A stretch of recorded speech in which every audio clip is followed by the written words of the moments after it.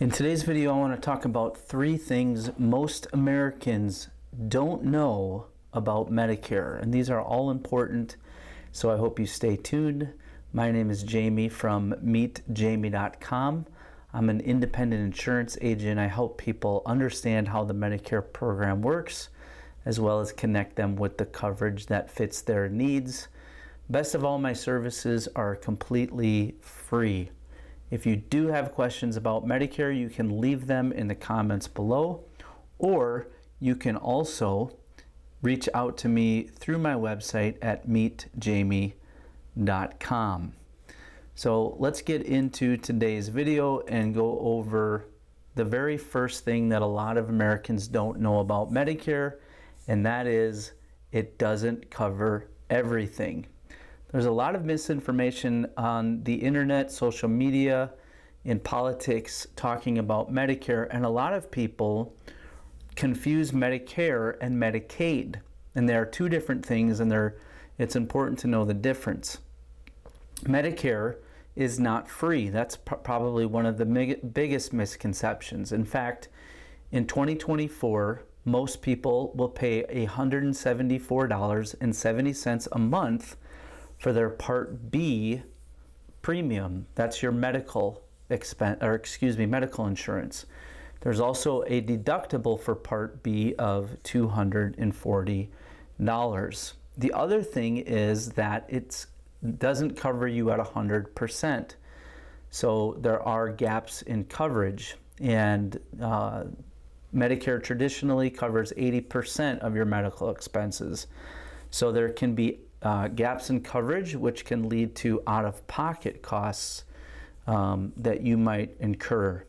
And this is why a lot of people also choose a Medicare supplement plan, also known as a Medigap plan. This is probably one of the top misconceptions about Medicare, is that it's not free. And a lot of this comes about because there's a lot of people in politics in Washington, D.C., who talk about Medicare for all, who talk about universal health care. But again, it's important to remember Medicare is not free. This is particularly important if you're going to start Social Security and you are calculating your monthly benefit, because if you start Social Security and Medicare, then you will have a deduction from your benefit for Part B, your Part B premium. So that's the first thing. Next is the different timing matters for enrollment. This is very confusing to a lot of people, and I hope to help clear it up a little bit in this video. So every person has what's called their own initial enrollment period. This means that most likely they're turning 65, they're going to become eligible for Medicare the month they turn 65, and they have their own unique initial enrollment period. So many people that I talk to, they combine Medicare and Social Security together. Well, the thing you have to remember is with Social Security, you could potentially start it as early as 62 and even earlier if you're on disability. But if you wait till full retirement age, you could wait till after 65 in order to get the maximum benefit. Medicare is 65 traditionally. That's when you can enroll in Medicare. And if you miss the enrollment periods around your initial enrollment period, it could lead to late enrollment penalties down the road. The other thing to remember is that there are special enrollment periods, and this would some of the examples would be like if you were working and you went past 65 and now you wanted to start Part B, or now you wanted to start, or you get Part B and you want to start a supplement or an Advantage plan. There's various types of special enrollment periods. That's just one thing you need to know. So again, the timing matters for enrollment. One thing I didn't put on this slide here is also the Medicare open enrollment that happens every year, and that's from October 15th through December 7th. The most important thing to know, though, from this slide is your particular initial enrollment period, because it's 3 months typically before the month you turn 65, includes the month you turn 65, and then 3 months after. So you want to understand all of your enrollment options when it comes to Medicare. Again, if you have questions, let me know. And then finally, for this video, I want to just talk for a minute about Medicare Advantage, because there are pros and cons to Medicare Advantage. How Medicare Advantage works, and you can look at this yourself in the Medicare and You guidebook, particularly on page 10 of the Medicare and You guidebook.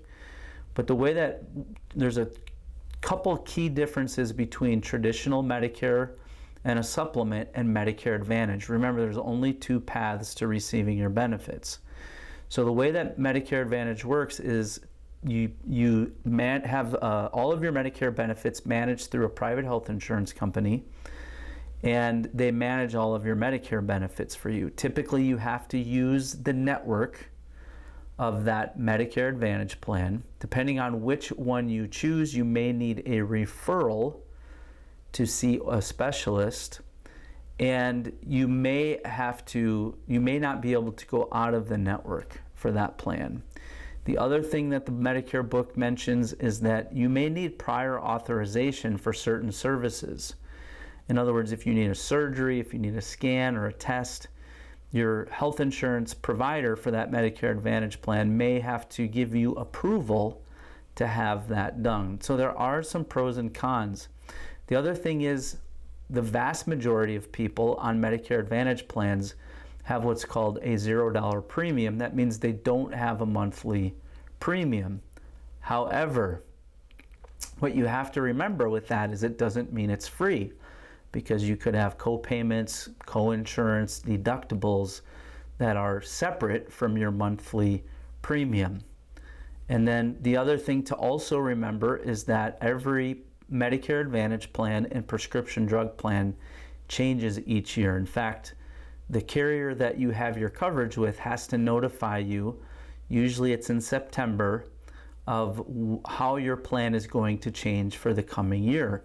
It's called the annual notice of change.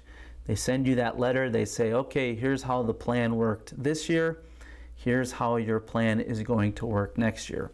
Sometimes there's not big differences and you may be content to stay with that Medicare Advantage plan. Other times there can be big differences, and even this year one of the things we're seeing in particular is that insurance companies are discontinuing plans altogether. So that's something that you're going to want to be aware of as well. Again, these are just some of the things that many people don't know about Medicare. If you have questions about Medicare, again, you can leave me a comment below or reach out to me through my website there at the bottom of the screen, meetjamie.com. If you do have questions, I'd love to answer them for you. Make sure you subscribe to the channel. Click the bell notification so you're notified when I upload. And if you like this video, hit the like button and share it with a friend. Thanks for watching. Have a great day.